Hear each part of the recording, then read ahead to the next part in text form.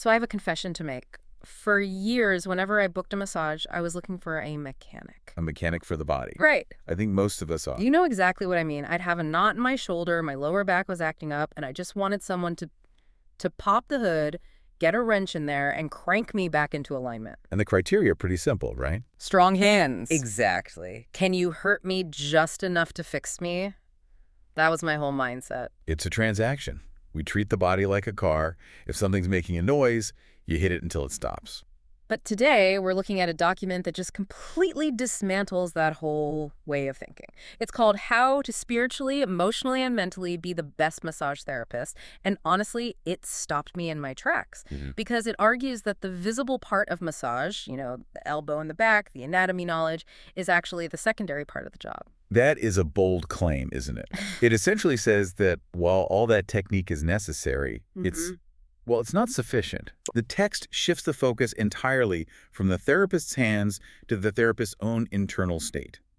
It argues that the deepest level of excellence, it doesn't begin with skill. It begins with state.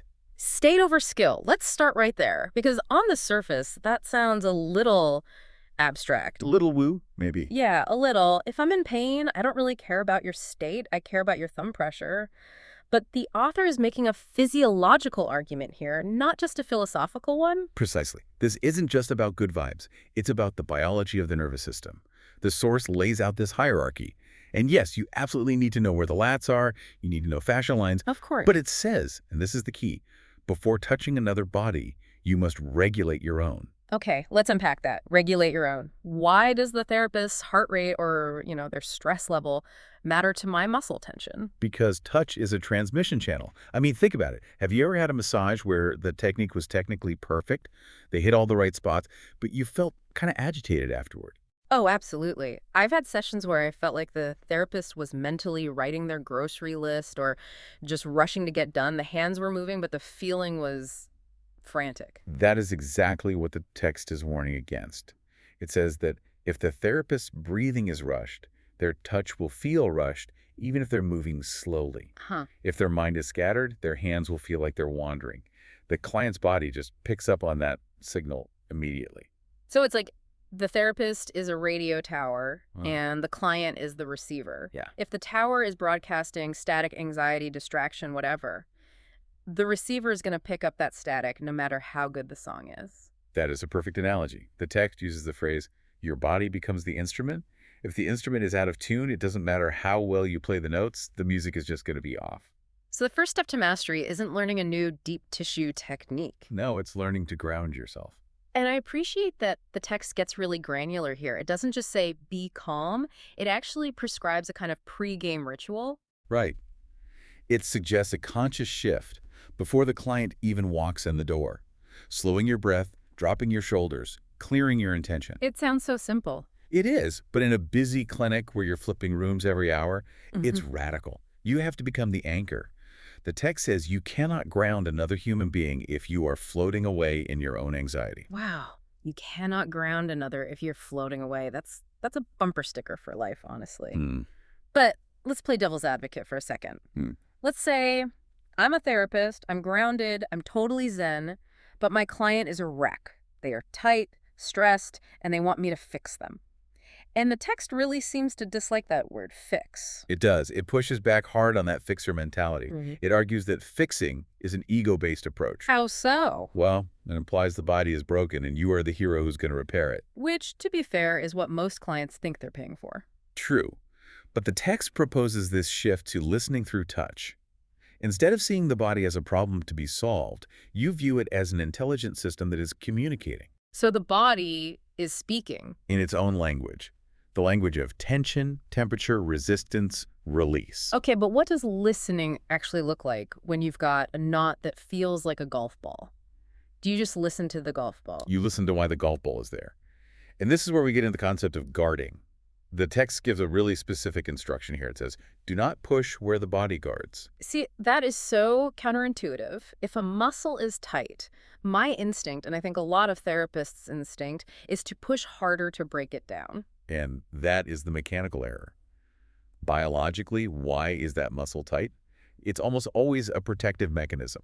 The nervous system has decided that area needs to be splinted or protected. It's guarding against a threat. So if I come in and jam my elbow into that...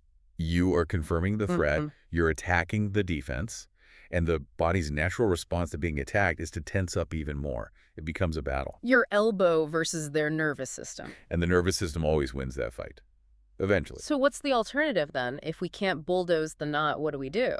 The source advocates for what it calls a wait and invite approach. You apply pressure until you meet that resistance, that barrier, and then you stop. You just hold it there. You hold it and you wait for the tissue to invite you in. It's such a subtle shift, but it is huge. You are signaling to the body, I am here, but I am not an invader. And the nervous system?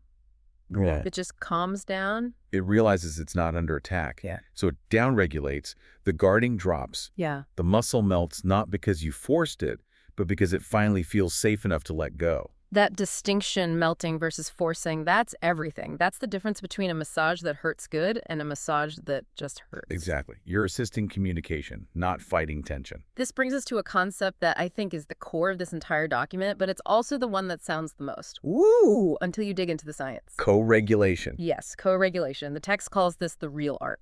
Now, in psychology, co-regulation is usually talked about with mothers and babies, right? The baby's crying, the mom is calm, and the baby's nervous system syncs up with the mom's. Is that what's happening on a massage table? 100%. We're herd animals. Yeah. Our nervous systems are literally designed to sync up with the people around us. It's mediated by mirror neurons, the vagus nerve, all that. So if the therapist is just vibrating at a frequency of calm, grounded, safe... The client's nervous system, which might be stuck in fight or flight, will naturally start to match that rhythm. It can't help it. So the therapist is basically a giant biological tuning fork. That is the perfect image. The therapist strikes a note of deep calm.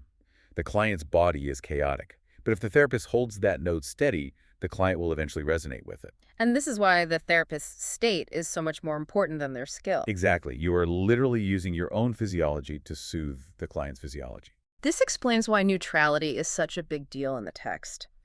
There's a section on emotional neutrality that says, you do not absorb it, you do not solve it, you hold steady space. And at first, I read that as being kind of cold or detached. But it's not detachment, it's stability. Imagine a client comes in carrying heavy grief or trauma. That emotion is often stored in the tissue. Right. When you work on the body, sometimes that emotion releases. I mean, people cry on the table all the time. It's super common. I've definitely been that person. So if the therapist starts crying with you or gets anxious and tries to frantically cheer you up, they've lost their neutrality. They are no longer the anchor. Right. If I'm falling apart, I don't need you to fall apart with me. I need you to be the solid ground I can land on. That's it. Holding space is an active form of inaction. It means sitting in the discomfort of someone else's emotion without trying to fix it or flee from it. It just signals, you are safe to feel this. I am not overwhelmed by your pain. And that is what allows the deep healing to happen. That's it. Okay, so we've established your vibe matters. You need to be a stable container. But I do want to pivot back to the technical side because the text warns against swinging too far the other way. Absolutely. Forgetting the biology. Yeah, you can have the best energy in the world, but if you don't know your anatomy, you can seriously hurt people. And the source balances this really well. It lists the mental toolkit, anatomy, fascia lines, pressure mapping, contraindications. It says very clearly, precision prevents harm. It's that balance. It's knowing the sciatic nerve is here, so I probably shouldn't dig my elbow there no matter how intuitive I'm feeling. Correct. Intuition without knowledge is reckless. Knowledge without intuition is just mechanical. Mastery is the blend. And this leads to a fascinating point it makes about ego versus awareness. This was one of my favorite parts. Because working from ego is so easy to spot in other professions, you know. The grandstanding lawyer, the arrogant surgeon. What does an ego massage therapist look like? The ego therapist is performing. They're thinking, look how deep I can go. Look how I can find this trigger point. They are projecting their will onto your body. Right. Working from awareness, on the other hand, is purely receptive. It's just paying attention to all the feedback loops from the client's body. And the text mentions specific feedback loops, micro-reactions, breath shifts. Subtle guarding, release timing. It's like being a detective. It's this soft hypervigilance. There's a specific technical tip the source gives that I absolutely love. It says, when someone exhales deeply, pause. Yes, I circled that 3 times because my instinct, and I think the standard training, is to keep working. Oh, they're relaxing. Great. Let me dig into this next spot. Why the pause? Because that deep exhale is a neurological reset. It's a moment of integration. The parasympathetic nervous system is coming online. If you just keep moving, you interrupt that process. You just override it. It's like when you're downloading a huge file and the progress bar freezes at 99% for a second. Yeah. You don't start clicking buttons, you just let it finish installing. Exactly. The pause lets the body say, okay, I'm safe. I accept this change. It takes real confidence to do nothing for 3 seconds. The ego wants to keep doing. Awareness knows when to stop. And that power of the pause ties directly into the section on strength and safety. There's a quote here. Strength without sensitivity injures. Sensitivity without structure is ineffective. It's the Goldilocks zone, and you need firm boundaries for that. Which brings us to continuous consent. This feels like a very modern concept, and I'm seeing it more and more. It's not just about signing the waiver at the front desk. No. The text argues that the body gives consent moment to moment. If you apply pressure and the body flinches or tenses up, that is a withdrawal of consent. It doesn't matter if the client hasn't said the word stop. Their tissue just said it for them. And a master therapist respects the tissue's no immediately. Without question. Yeah. Because safety is the absolute prerequisite for opening up. If the body has to defend itself against the therapist, it can't heal. It's stuck. We've talked so much about the client, their safety, their release, but we have to talk about the therapist. Because holding space for 6 hours a day, co-regulating with stressed out people, I mean, that just sounds exhausting. It is a high burnout profession for a reason, and the source addresses this with a pretty stark warning. If you feel drained, you are overextending. Oof, that hits hard. Because I think so many people in helping professions, nurses, therapists, teachers, we think that feeling drained is a badge of honor. I gave everything I had. And the text reframes that completely.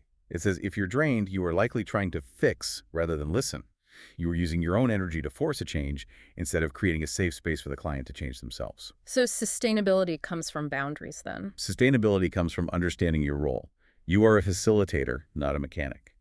If you stay grounded and neutral, you don't take on the client's baggage. You don't leave the session carrying their grief in your own shoulders. It also mentions that healing is cumulative, not dramatic, which I think takes so much pressure off both sides. We don't need a miracle in 60 minutes. Right. We just need to nudge the system in the right direction. And the aftercare recommendations reflect this. It's not just drink water. It's about awareness. Notice how you feel tonight. Notice your range of motion.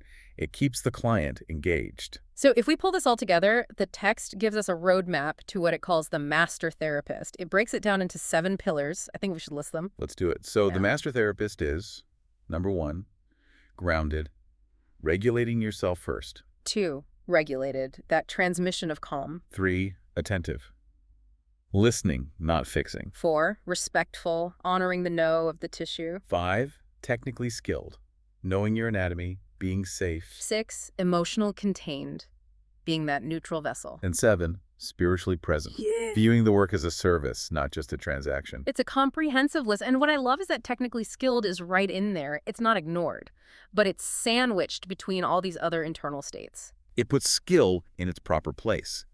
Skill is the tool. State is the hand that holds the tool. The source wraps up with a definition of mastery that I think summarizes our entire conversation. It says, when your nervous system is calm and your intention is clean, your touch becomes safe. And when touch feels safe, the body opens. It really is that simple and that complex. It all just comes down to safety. We can't force the body to heal. We can only create the conditions where it feels safe enough to heal itself. You know, as we've been talking, I've been thinking about how this applies so far beyond the massage room.